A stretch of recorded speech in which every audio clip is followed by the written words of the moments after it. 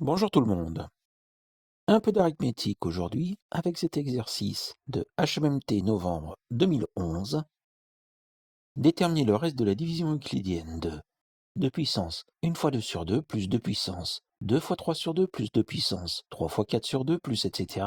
plus 2 puissance 2010 fois 2011 divisé par 2 plus 2 puissance 2011 fois 2012 divisé par 2 par 7.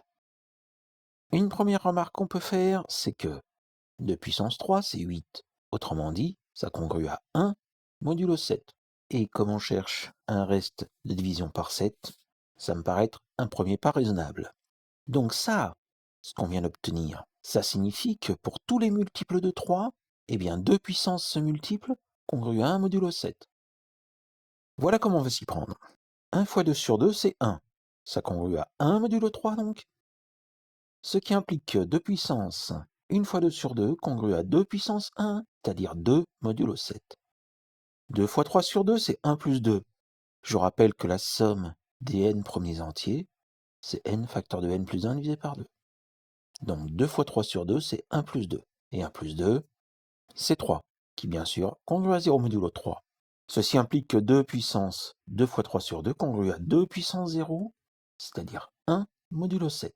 3 fois 4 sur 2, eh bien c'est 1 plus 2 plus 3, 6 qui congrue à 0 modulo 3.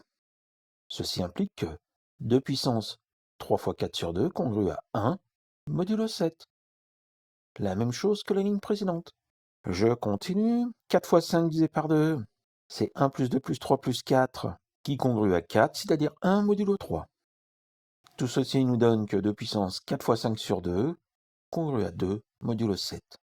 Ensuite, 5 fois 6 sur 2, c'est 1 plus 2 plus 3 plus 4 plus 5, qui congrue à 1 plus 5, 6, c'est-à-dire 0 modulo 3. Ainsi, 2 puissance 5 fois 6 sur 2 congrue à 1 modulo 7. Et je peux continuer comme ça à l'infini. Nous, ce qui nous intéresse, c'est la somme 2 puissance 1 fois 2 sur 2 plus 2 puissance 2 fois 3 sur 2 plus etc. plus 2 puissance 2010 fois 2011 sur 2 plus 2 puissance 2011 fois 2012 sur 2 qui congrue à 2 qui nous vient de 2 puissance 1 fois 2 sur 2 plus 1 qui vient de 2 puissance 2 fois 3 sur 2 plus 1 qui vient de 2 puissance 3 fois 4 sur 2 plus etc. plus 2 qui nous vient de 2 puissance 2008 fois 2009 sur 2 plus 1 qui est la congruence de 2 puissance 2009 fois 2010 divisé par 2 par 7 plus 1 qui nous vient de 2 puissance 2010 fois 2011 divisé par 2 plus 2 qui vient du dernier terme. Mais si on regarde, on peut ranger tout ceci par paquet de 3.